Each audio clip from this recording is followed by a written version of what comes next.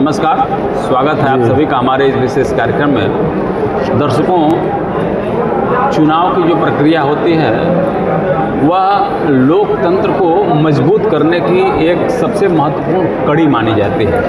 चुनाव के माध्यम से ही मतदाता अपनी इच्छा के अनुरूप अपना प्रतिनिधित्व किसी श्रेष्ठ व्यक्ति को सौंप पाता है। इस समय उत्तर प्रदेश राज्य के गोरखपुर जिले में सिविल कोर्ट बार एसोसिएशन का चुनाव हो रहा है। प्रत्याशी लगातार मतदाताओं से संपर्क कर रहे हैं, अपने पक्ष में मतदान की अपील कर रहे हैं। हम भी प्रत्याशियों की आवाज़ बनकर उनके मतदाताओं तक पहुंचने का एक छोटा सा प्रयास कर रहे हैं। इस समय हमारे साथ मंत्री पद का चुनाव लड़ रहे सतीश कुमार द्विवेदी जी हैं। मैं उनसे बातचीत करूंगा और जानूंगा कि क्या है उनकी कार्य योजना। तो सतीश कुमार द्विवेदी जी, आपका हमारे कार्यक्रम में स्वागत है। प्रणाम सर, प्रणाम। द्विवेदी जी, आप मंत्री पद का चुनाव लड़ रहे हैं और आप वरिष्ठ अधिवक्ता हैं। बहुत एक लंबा समय जो है आपने विधि व्यवसाय को दिया है। तो क्या आपको लगता है कि जो आज भी बहुत सारी ऐसी समस्याएं हैं जो बरकरार हैं, जिनकी पीड़ा आपके दिल में, आपके हृदय में हमेशा बरकरार रहती है, जिस पीड़ा को दूर करने के लिए आपकी इच्छा जागृत हुई और मंत्री पद का चुनाव लड़ रहे हैं? क्या बताएंगे अपने मतदाताओं से? सिविल कोर्ट परिसर में समस्याएं तो बहुत ही हैं। हर वर्ष चुनाव होता है, यहाँ पर प्रत्याशी आते हैं, चुनाव लड़ते हैं, अपनी कार्य योजना बनाते हैं, लेकिन जब वो चुनाव जीत जाते हैं तो अपने कार्य योजना से और चुनावी वादे से एकदम भटक करके अपना व्यक्तिगत हित साधने लगते हैं। पहले जब हम लोग सिविल कोर्ट परिसर में विधि व्यवसाय करने आए तो महीने में 2 महीने में जनरल बॉडी मीटिंग होती थी।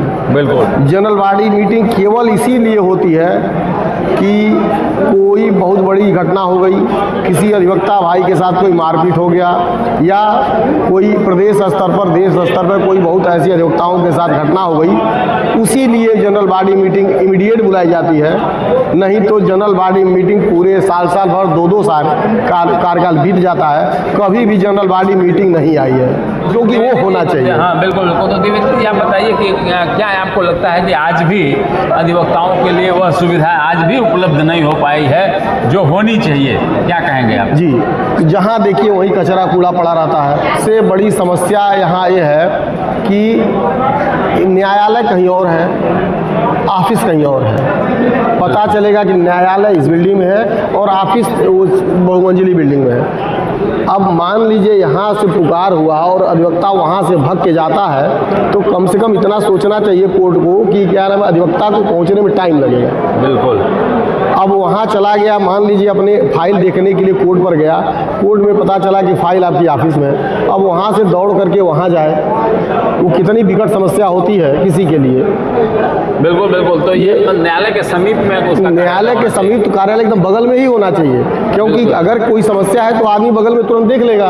और इस समय कचहरी परिसर में बुजुर्ग अधिवक्ताओं के लिए एक समस्या उत्पन्न हो गई है कि बुजुर्ग अधिवक्ता अपने चैम्बर तक पैदल जा रहा है। इसके लिए तो तुरंत, अगर मैं निर्वाचित हुआ तो मैं सबसे पहले ये काम करूंगा, उसके लिए माननीय जनपद न्यायाधीश महोदय से मिल करके, और अगर यहाँ से संभव नहीं हुआ तो माननीय उच्च न्यायालय जो अपने प्रशासनिक न्यायमूर्ति हैं उनसे, अगर उससे भी बात नहीं बनी तो माननीय मुख्य न्यायाधीश महोदय से मिल करके इस व्यवस्था को इमीडिएट चालू कराने की व्यवस्था करूंगा। कि उसके लिए एक और जो है सुविधा जो पूर्व में कार्यकारिणी के द्वारा दी जा रही थी पेंशन की, वो भी सुविधाएं बंद कर दी गई हैं। तो उस दृष्टि में क्या है आपका कहना? वो, लेकिन अगर मैं निर्वाचित हुआ तो 31 महीना यानी 30 दिन के बाद वो व्यवस्था पुनः चालू होगी। तो बार एसोसिएशन के स्तर से नए अधिवक्ताओं के लिए क्या किया जा सकता है? क्या है आपके दिमाग में? देखिए,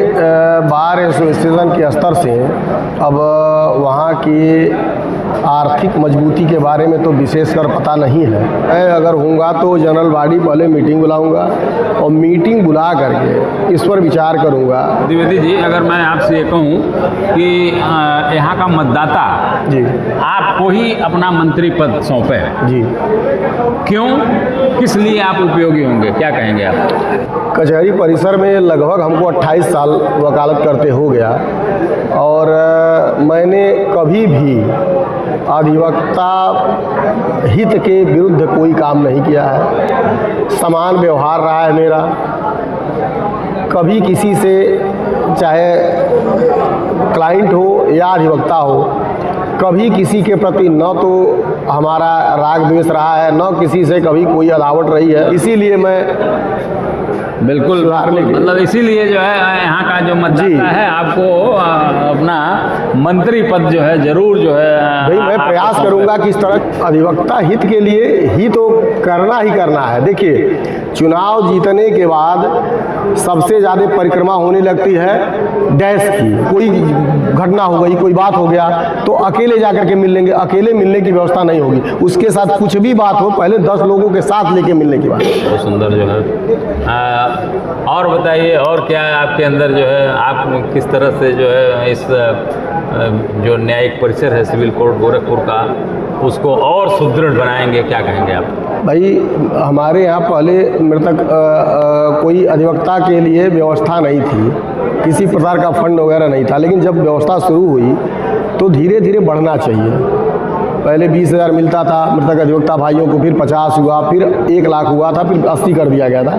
80,000 चल रहा था। इसी बीच में कोरोना आया, किस कारण से हुआ तो उसको करा के 50 कर दिया गया। बिल्कुल। फिर पता चला अभी 1 महीना पहले कि जब 1 महीना पहले ये हो गया कि नहीं, अब वो क्या नाम है, उसको 1 लाख कर दिया जा रहा है। व्यवस्था करूंगा कि क्या नाम है, जो मृतक अधिवक्ता भाई हमारे हैं उनके लिए 2 लाख की व्यवस्था की जाए। मतलब 2 लाख रुपए, और 1 लाख रुपया उसी दिन, बाकी जो 1 लाख रुपया बचता है उसको ब्रह्मभोज के पहले उनके घरों में पहुंच जाए, जिससे उस परिवार को आर्थिक संकट न झेलना पड़े। दवा इलाज के लिए किसी को कुछ दिक्कत हो गई, परेशानी हो गई, तो होता है कि क्या नाम है, एप्लीकेशन पता चला तिवारी जी के पास पड़ गया, अब वो फॉरवर्ड हो गया, अध्यक्ष जी मंत्री जी कर दिए, अब वो एप्लीकेशन पड़ा हुआ है। अब अधिवक्ता भाई पूछते हैं, अरे भाई हमारा क्या हुआ, तो बस भैया काम हो रहा है, काम हो रहा है। 15 दिन 20 दिन गुजरना पड़ता है, तबीयत खराब आज होती है, चोट आज लगता है, और महीना पैसा मिलने महीनों लग जाता है। तो अगर मैं चुना जाता हूँ, दूसरे तीसरे दिन उनको पैसे की व्यवस्था करा दूंगा। प्रार्थना पत्र का निस्तारण 3 दिन के तुरंत। आपको तो चुनावी प्रक्रिया का बड़ा अच्छा अनुभव है, इसका लाभ किस तरह से आप अपने कार्यकारिणी को देंगे, क्या कहेंगे आप? अब वो तो प्रक्रिया एकदम अलग है और चुनाव लड़ना अलग है। बिल्कुल। क्योंकि उस व्यवस्था में मैं गया तो नहीं चुनाव के लड़ने का कराने की व्यवस्था जो थी, तो वो तो मैं किया हूँ। एक समस्या आती है हमेशा जब चुनाव प्रक्रिया शुरू होती है, तो सबसे पहले समस्या आती है वोटर लिस्ट की। एक लिस्ट गई, दूसरे बाद पूरक निकली, तीसरी पूरक निकली, मतलब घोषणा होने के बाद तक पूरक लिस्ट आती है। तो अगर मैं चुना जाता हूँ तो कोई पूरक लिस्ट नहीं रहेगी, और जिस दिन ये हो जाएगा कि मैं वही लिस्ट सौंपूंगा कि जो फाइनल हो। बहुत सुंदर, बड़ी अच्छी कार्य योजनाएं हैं द्विवेदी जी आपकी, आपके प्रति हमारी भी मंगल कामना है। आप अपने प्रचार के व्यस्ततम अपने प्रचार के इस व्यस्ततम समय में से आपने हमारे लिए समय निकाला और आप यहाँ आए और अपने मतदाताओं को आपने अपनी कार्य योजना से अवगत कराया। हमारी भी मंगल कामना है, आप यहाँ आए इसके लिए आपको बहुत बहुत धन्यवाद।